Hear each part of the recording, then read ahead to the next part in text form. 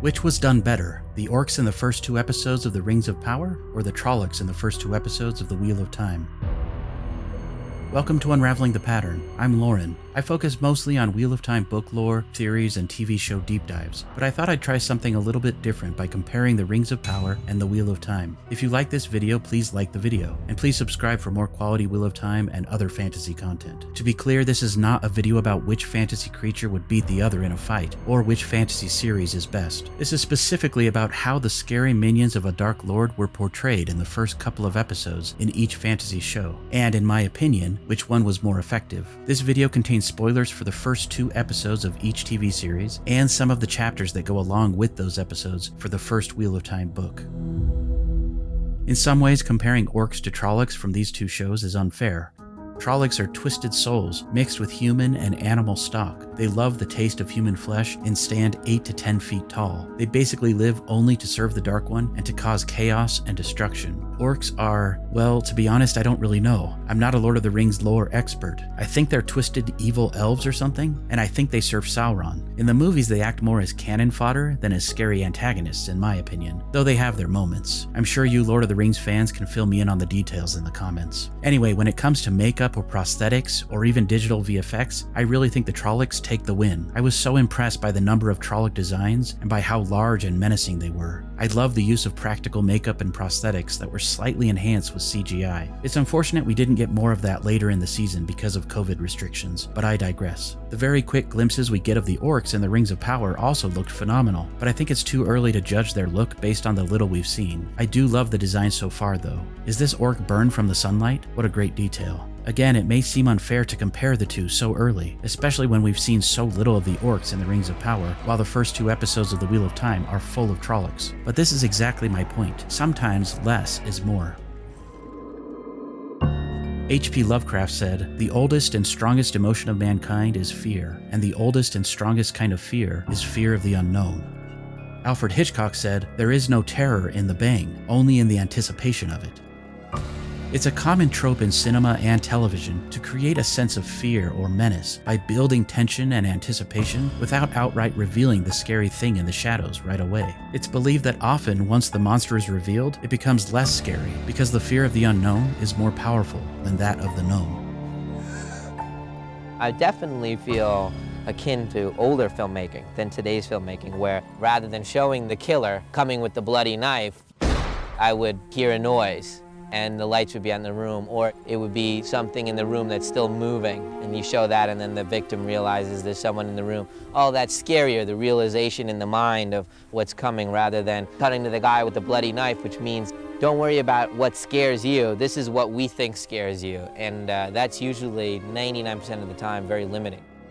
Tropes are not all bad. They exist for a reason, because they work. Fear, in my opinion, is stronger than suspense or action. One of the things I love about the first Wheel of Time book is the fear and horror associated with the terrible shadow-spawn creatures of the Dark One. They're very much just scary shadows in the night, and there's an entire sequence in the first book of a character jumping at shadows while hiding in the woods as they hunt him. My favorite scary sequence in that same book is when the group enters the abandoned city called Shadar-Logoth, and the Trollocs are too afraid to enter the city because of some unknown evil that waits there. Unlike the show, the Trollocs in the book do eventually enter the city despite their fears, and the big question becomes who or what is forcing the Trollocs into the city? What could be so terrifying to the Trollocs that they are more afraid of it than of what awaits them in Shadar-Logoth? The group is separated, and again we see them jumping at shadows in the dark as they're stalked by an unknown evil in the city and by Trollocs that are also jumping at shadows. Contrast that with the show, where they just run away from a creeping shadow that ate a horse and escape the city in a rush. There's no eerie silence in the streets, no fear of what might be lurking around the next corner, only a rush to escape.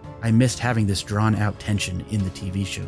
In the first Wheel of Time book, the entire Winter Night attack by the Trollocs happens off-screen, so when we see the village for the first time through the eyes of the protagonist who missed the fight, we only see the destruction and death that the Trollocs caused. This reinforces the fear of the unknown. What happened here? Is the world ending? Am I safe? Now, I'm not suggesting that they should have kept the Winter Night attack off-screen in the show. I thought for the most part the sequence was great, and it was an important scene that showed all of our main characters, not just one, dealing with this terrible threat. But the monsters were revealed before there was any sense of fear or menace. Seeing the people running and screaming after the Trollocs burst into the village was less effective in my opinion.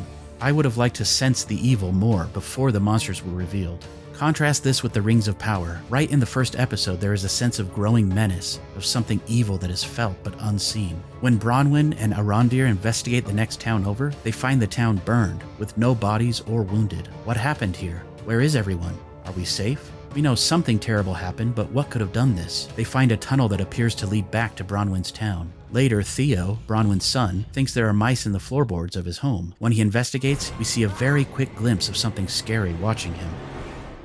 Back in the tunnel, Arondir finds scratch marks and what appears to be a claw embedded into the dirt. He hears sounds and runs from something barely seen in the shadows. I love the tension as he gets stuck in the tunnel while the rats run away from something behind him. Even when he's eventually grabbed by clawed hands and pulled deeper into the tunnel, we don't really get a good look at the threat. The way they show signs of something scary without showing the monster is much more effective in my opinion. Before we see the orc in Bronwyn's home, the tension of the encounter is built by seeing Theo hiding. One single orc is a massive threat, and the orc is mostly shown in quick shots or covered by a skull helm. I'm looking forward to seeing more of the orcs as the show progresses. To be fair, there is a similar sequence in the Wheel of Time, but again, there's basically no buildup of tension. It just jumps straight into the chaotic action and is resolved quite quickly. To me, these sequences in the Rings of Power are much more effective at introducing a menacing evil minion than what we got in the first 2 episodes of the Wheel of Time. The irony is that I felt the Rings of Power nailed the feeling of tension and fear that's more present in the first Wheel of Time book.